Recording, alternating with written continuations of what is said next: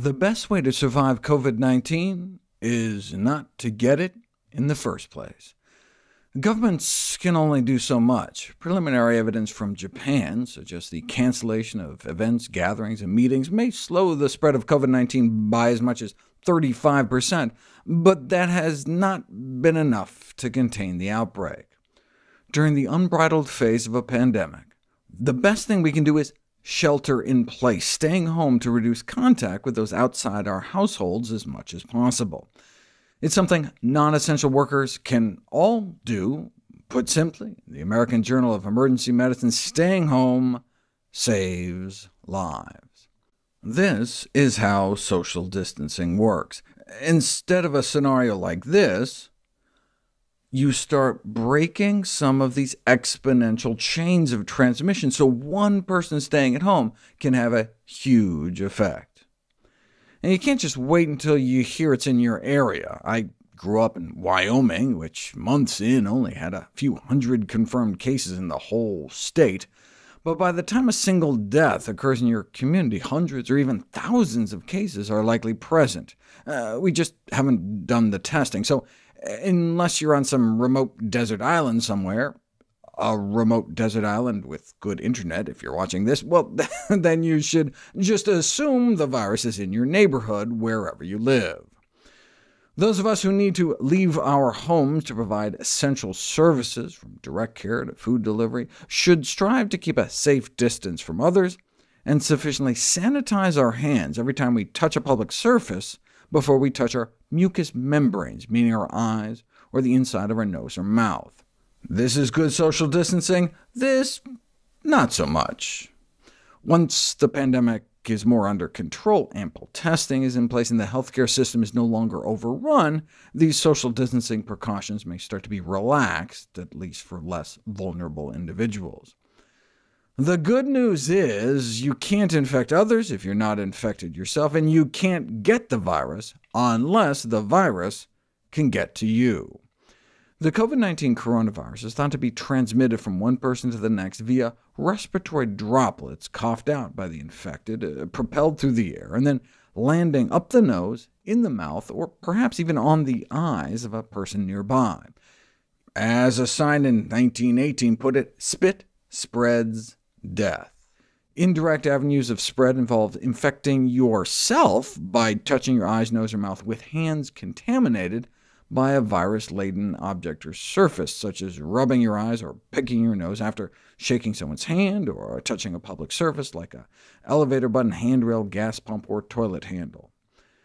The levels of virus swarming in the snot of COVID-19 sufferers can reach close to 1 million per drop, which explains how easy it is for them to so thoroughly contaminate their surrounding environment. The presence of the COVID-19 coronavirus in stool samples for up to weeks after infection — in fact, sometimes you can have a negative throat swab but a positive anal swab — suggests another way toilets may potentially transmit infection.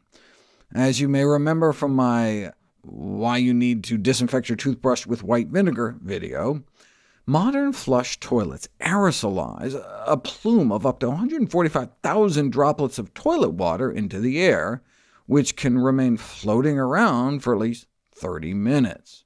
This may be one of the ways poliovirus is transmitted.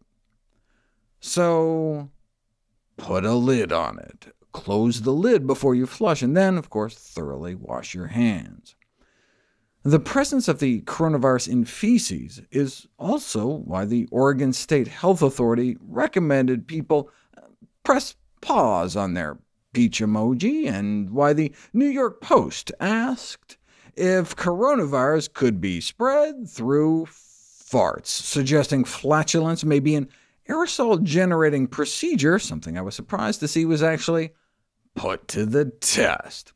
It all started with an inquiry from a nurse. She wanted to know if she was contaminating the sterile environment of the operating room. Investigators were determined to find out. A colleague was asked to toot onto 2 Petri dishes, either fully clothed or with trousers down, and only the bare-bottom fart sprouted bacteria, suggesting that clothing acts as a filter.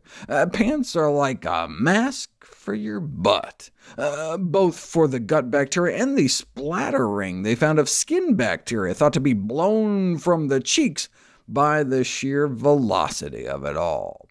Their final conclusion: don't fart naked near food, or at least within 2 inches of food. Similar advice was given in the New York Post piece advising people to throw caution to the wind. Whole nother meaning to silent but deadly. Coughed virus may make it more than 2 inches, though, which is why it's safer to get groceries delivered than to go shopping yourself. During the SARS outbreak, traces of the virus were not only found on items handled directly by patients, like TV remote controls, and surfaces touched by those who interacted with the patients, like the refrigerator door at the nurse's station, but also floating in air samples taken from an infected patient's hospital room, suggesting the possibility of more robust airborne transmission than just coughed droplets. A similar study performed in a COVID-19 patient's hospital room found the virus on a majority of sampled surfaces, but all the air samples were negative. Since then, though, we've learned differently. Studies performed at the Nebraska Biocontainment Unit and the National Quarantine Unit found the majority of air samples tested positive for traces of the virus, even in the hallways outside of patients' rooms. However, the researchers were unable to verify if the airborne virus was infectious, given the extremely low concentration, less than 100 copies per cubic foot of air. Nevertheless, because we know the virus can remain viable for hours when experimentally misted into the air, special care should be certainly taken for healthcare workers during aerosol-generating medical procedures. How long does the virus last on contaminated surfaces? You may have heard that coronaviruses, like flu viruses, are enveloped viruses.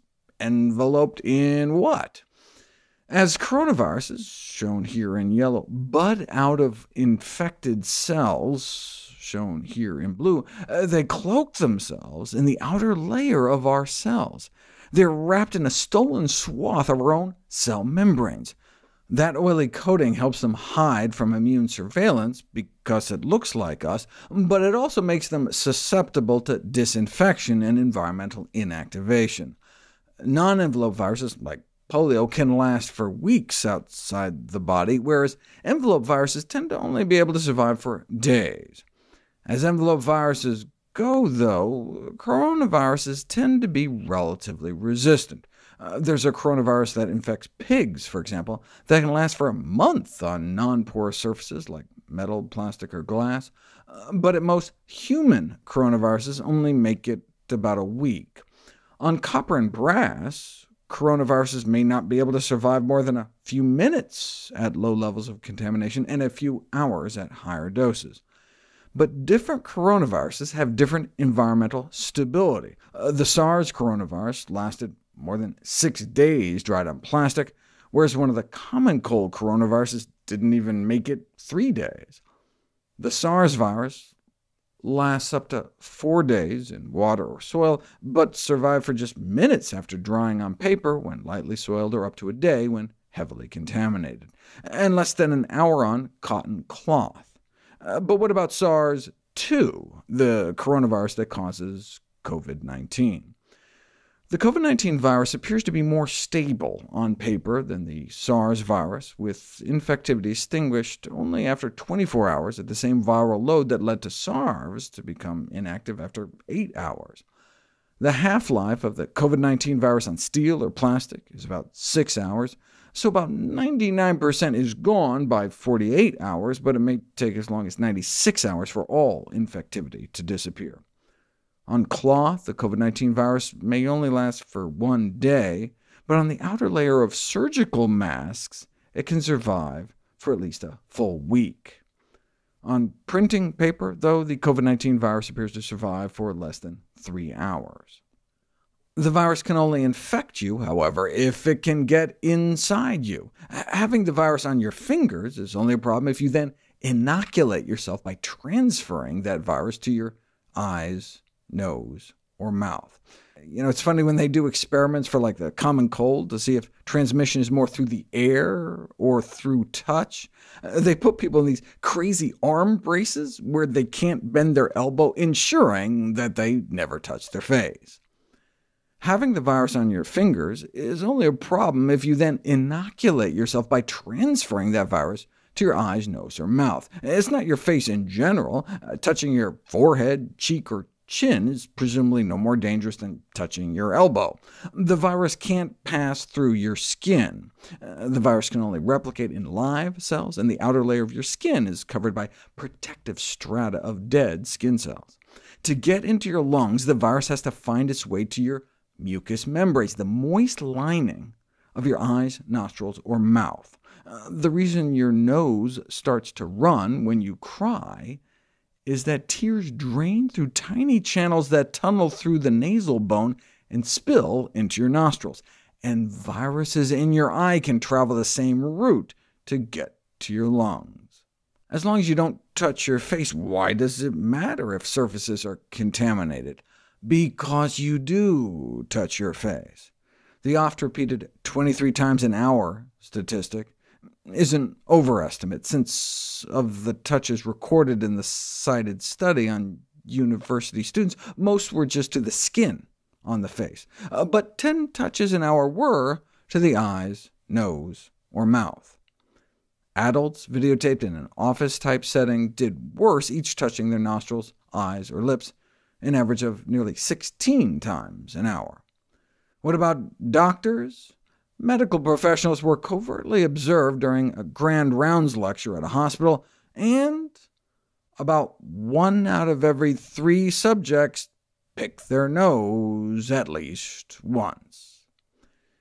In family medicine offices, clinicians and staff touched their eyes, nose, or mouth an average of 19 times in 2 hours, with a range from 0 to over 100 touches. More concerning in terms of patient safety, however, was the finding that doctors only wash their hands about 30% of the times they should, even in intensive care units.